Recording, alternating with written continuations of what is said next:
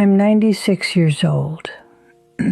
I was married to my husband for 64 years before he passed. And I need to tell you something that nobody wants to hear. You probably married the wrong person. And that's okay. Let me explain before you close this, because what I'm about to tell you is the only reason we made it 64 years. And it's the opposite of everything you've been told about love and marriage and finding your soulmate. When I was 24, I married Robert. He was handsome, kind, had a good job at the factory, made me laugh. All my friends said I was lucky. My mother cried happy tears at the wedding. I thought I'd found the one, the person I was meant to be with. By year 3, I wasn't sure anymore. He left dishes in the sink. He was quiet when I wanted to talk. He wanted to talk when I wanted quiet. He spent money differently than I did. He disciplined our daughter in ways I didn't agree with. We fought about his mother. We fought about my friends. We fought about things so small I can't even remember them now, but they felt enormous then. I thought, I made a mistake. This isn't what marriage is supposed to feel like.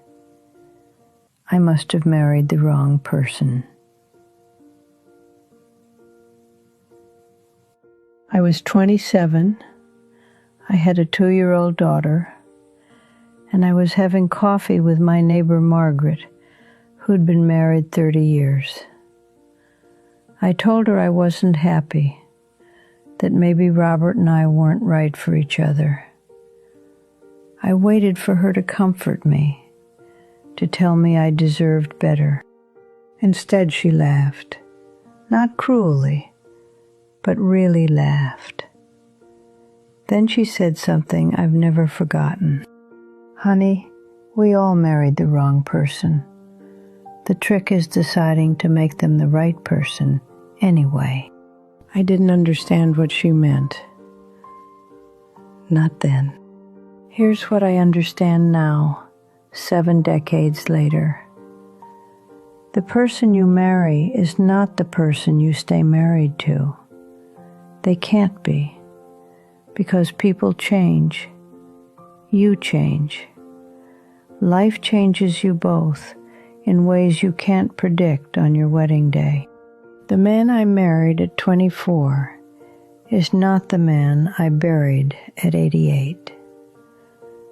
Robert at 30 was ambitious and energetic and impatient. Robert at 50 was tired and worried about money and distant. Robert at 70 was soft and silly and held my hand at movies. Robert at 85 needed me to cut his food and remind him to take his pills. Which one did I marry? All of them. None of them. And I changed too.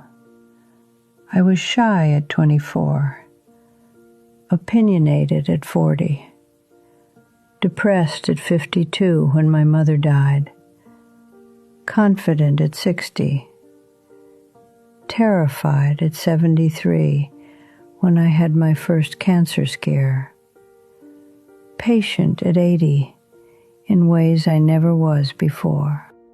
If the Robert I married at 24 had met the me at 52, he wouldn't have recognized me.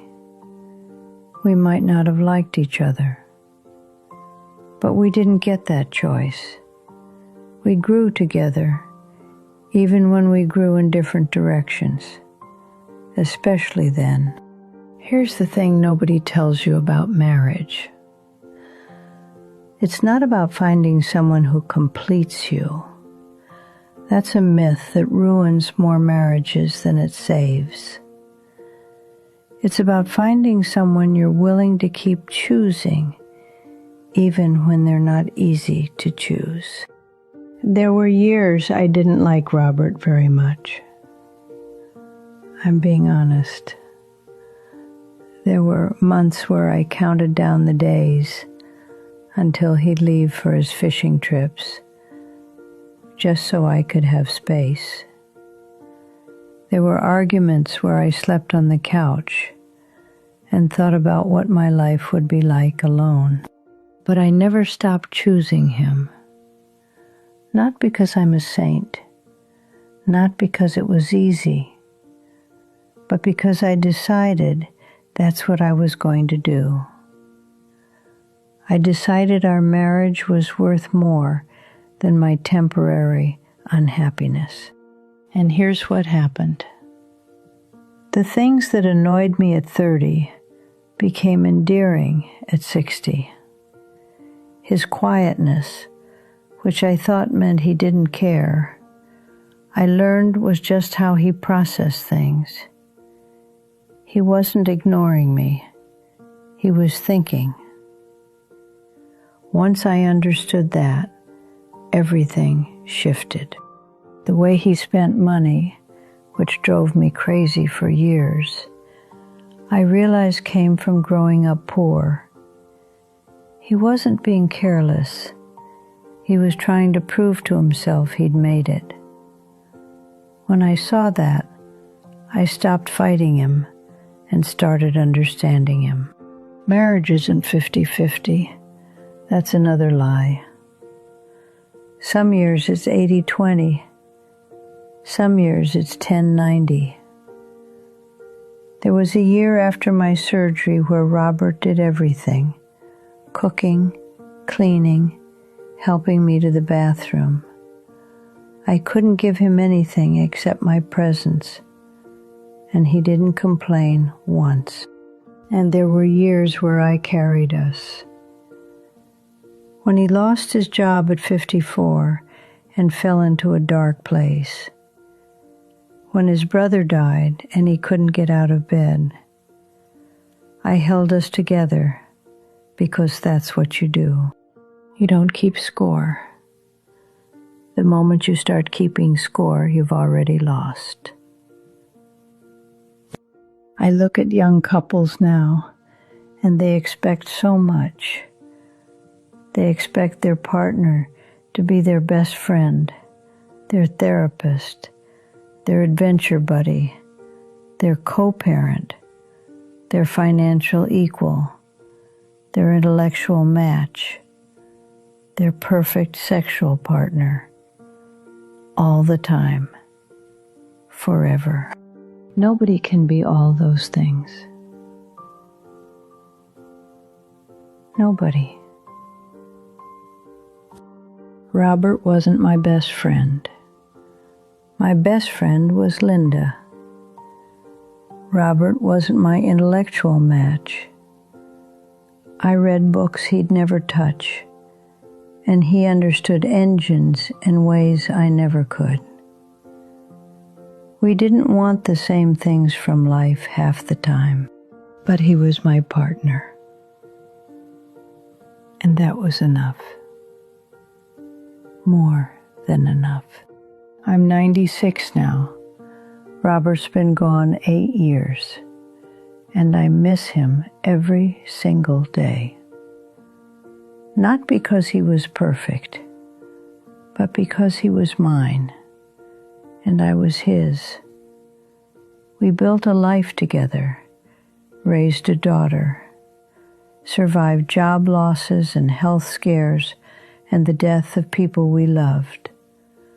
We laughed until we cried, and cried until we laughed. Did I marry the right person? I don't think that question matters. I married a person, and then we both decided over and over again to make it right.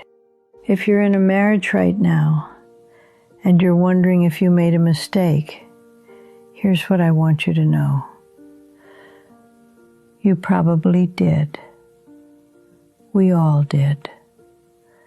Marriage is a mistake you make on purpose, and then you work like hell to make it the best mistake of your life.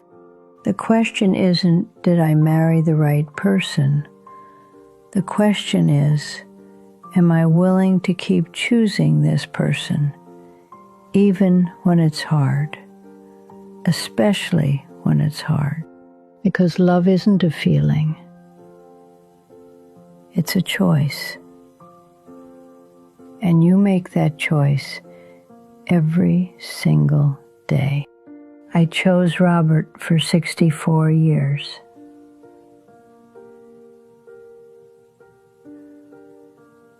And I'd choose him for 64 more.